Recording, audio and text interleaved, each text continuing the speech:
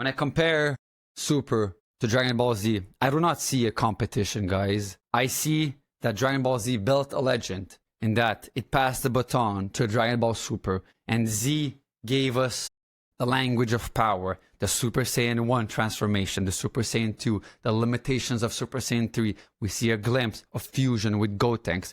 We see amazing things. We see Vegeta goes from evil to becoming good and goes back to evil. And all of this story is given to us by Z. And then Super asks us, what are we going to do with it? Zamasu arc dares to ask us, what happens when the god loses faith in creation? What happens when a god needs to kill all these mortals for his utopia? And Future Trunk is able to have the answer to this question. But he doesn't answer in the classical way you think, through power and through destiny. No. He answers with responsibility. He channels the power of the last few humans in this world, and he flickers the hope of humanity into one sword, make it a spirit bomb-like, into a blade, and finally pays the price and destroys a god. However, because the god is destroyed, it becomes a bittersweet victory. The Tournament of Power asks us what matters when even universes are made disposable, gods of destruction are made disposable, and the answer isn't a bigger punch, isn't a different transformation. It is a character, and it is an android out of all the characters possible. And it's Goku that breaks limit, not through rage, not through because Krillin died, it's through calm and mastery of martial arts. And it's 17, choosing a selfless wish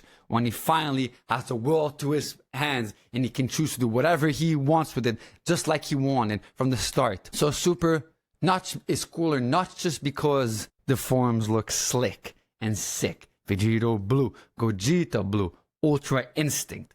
Each peak is tied to something human, tied to the character, pride, tempered by family. We see the evolution of Vegeta Blue. We see that there's protection over ego. Trunks says, I'm gonna finally be evil. And we get Super Saiyan Rage, which is like a different form of Super Saiyan 2.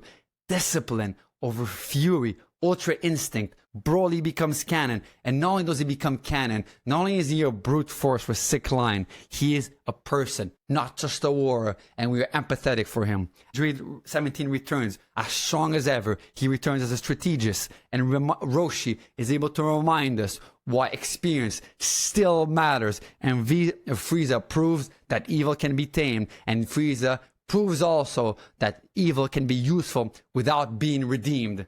And that's a texture that Z never had room for. And the lore isn't just noise, guys. The lore is very, very well written and explained. There's 12 universes. There's angels. There's destroyers. There's skies. There's rules that bend, but they don't break. Time travel that branches off. Time travel that is explained via the angels. Instead of hand-waving resets. Hey, Shenron, let me do this wish.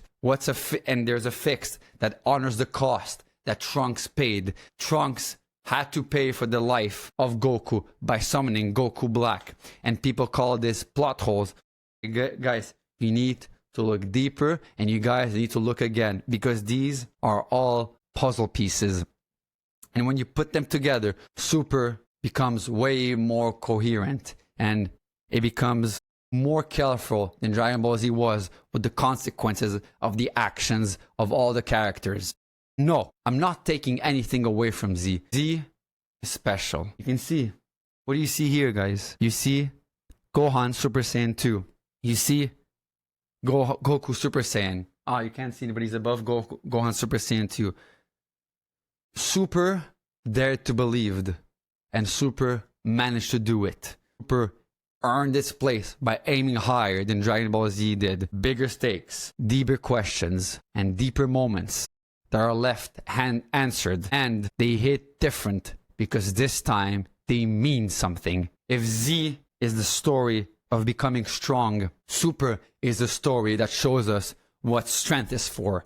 To protect, to choose mercy when you could choose erasure and destruction, and to carry hope even when the gods won't. So I invite you guys to rewatch it with this lens. The underrated label quickly falls away, and you may find the same thing that I found, and you may find that Z built the legend, but Super proved it, that it still lives, and it's not only living, it's still growing, and it also has something new to say. What do you think?